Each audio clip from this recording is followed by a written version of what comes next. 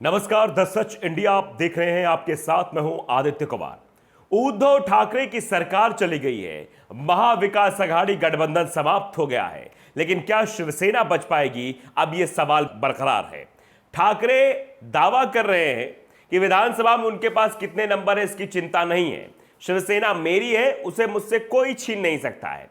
लेकिन फिलहाल तो जो स्थिति बनती दिख रही है उसमें पहले सत्ता और फिर संगठन उनके हाथ से निकलता दिखाई दे रहा है। दरअसल उद्धव ठाकरे का सबसे बड़ा डर सरकार जाने का नहीं, संगठन जाने का दिख रहा है।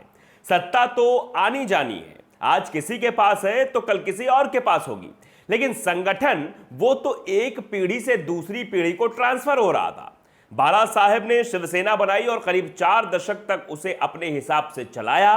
वो शिवसेना के चीफ रहे। उसके बाद उन्होंने पार्टी की कमान अपने बेटे उद्धव ठाकरे को सौंप दी। 2 दशक से उद्धव शिवसेना चीफ है और वो अपने बेटे आदित्य ठाकरे को तैयार कर रहे थे, जिससे वो पार्टी के कमान आगे संभाले। सब कुछ योजना के अनुसार ही चल रहा था, लेकिन इस बीच एकनाथ शिंदे ने पार्टी में बड़ी बगावत कर दी।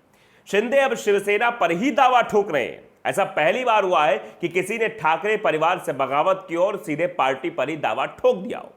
शिवसेना में यह पहली बगावत नहीं थी, बगावत पहले भी हुई थी। छगन भुजबल ने पार्टी छोड़ी, उनके साथ 3-4 विधायक भी पार्टी छोड़ गए। फिर नारायण राणे ने पार्टी छोड़ी।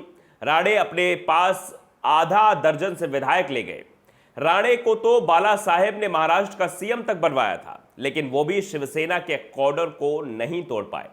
राज ठाकरे ने पार्टी छोड़ी तो उन्होंने शिवसेना पर दावा नहीं किया, बल्कि अपनी अलग पार्टी बनाई।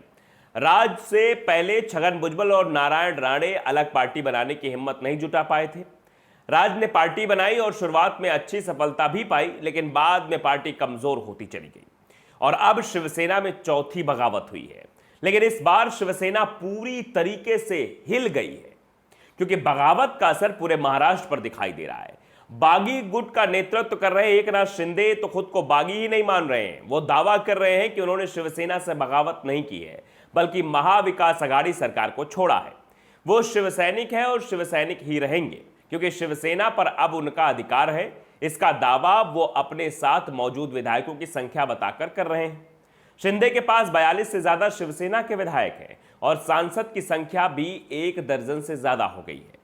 लेकिन सांसद तभी खुलकर सामने आएंगे जब शिंदे बीजेपी के साथ सत्ता में आ जाएंगे। उद्धव को सबसे बड़ा डर यह भी लग रहा है कि अगर विधानसभा और लोकसभा में शिंदे के साथ 2/3 से ज्यादा विधायक और सांसद चले गए तो चुनाव आयोग में शिवसेना पर शिंदे की दावेदारी मजबूत हो जाएगी। इसकी काट के लिए उद्धव ठाकरे ने अचानक संगठन पर ध्यान देना भी शुरू कर दिया है। उद्धव को पता है कि संगठन के सहारे ही अब चुनाव आयोग में वो शिंदे से लड़ पाएंगे। शिंदे अगर संगठन में भी 2/3 लोगों को अपने पाले में करने में कामयाब हो गए तो फिर शिवसेना पर शिंदे का ही कब्जा हो जाएगा और पार्टी का नाम और तीर धनुष चुनाव चिन्ह एकनाथ के हाथ आ जाएगा। ऐसे में शिंदे की कोशिशें को कमजोर करने के लिए अब उद्धव ठाकरे ने शिवसेना भवन में बैठक फैसले करने का फैसला भी ले लिया है।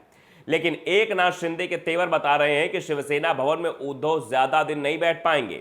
जल्द ही शिवसेना की दावेदारी का मामला चुनाव आयोग तक जाएगा और जो हालात हैं उसमें साफ है कि दावा शिंदे का ही मजबूत दिख रहा है। ऐसे में आयोग शिवसेना का नाम और निशान या तो शिंदे को सौंप सकता है या फिर फ्री करके शिंदे और उद्धव से नए नाम से पार्टी बनाने को कह सकता है, जिसमें शिवसेना नाम के आगे पीछे कुछ और जोड़ दिया जाए। ऐसे में जिस गुट की भी शिवसेना होगी उसका चुनाव निशान भी अलग ही होगा। तो अब आप समझिए, सरकार पर जो खतरा था वो सरकार तो चली गई, लेकिन अब जो पार्टी पर खतरा है वो कैसे हटेगा, वो कैसे टरेगा, अब इस पर भी काम करना शुरू कर दिया गया है। लेकिन जिस तरीके से एकनाथ शिंदे कॉन्फिडेंट दिखाई दे रहे हैं और सांसदों और विधायकों का अपने पक्ष में होना बता रहे हैं, उससे उनका पक्ष मजबूत है।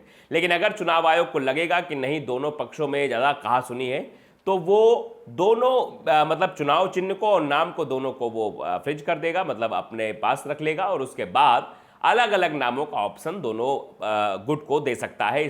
इससे बड़ी फूट शिवसेना के बीच हो जाएगी। तो फिलहाल अब सवाल यही है कि शिवसेना की सरकार तो नहीं रही है, लेकिन क्या शिवसेना बच पाएगी या शिवसेना में 2 फाड़ हो जाएंगे या एकनाथ शिंदे और उद्धव ठाकरे फिर साथ साथ आ जाएंगे? अब ये बड़े सवाल है। तो द सच इंडिया को अगर आपने सब्सक्राइब नहीं किया, सब्सक्राइब कर लीजिए, बेल आइकन दबाइए और साथ ही साथ वीडियो को शेयर भी करिए। नमस्कार।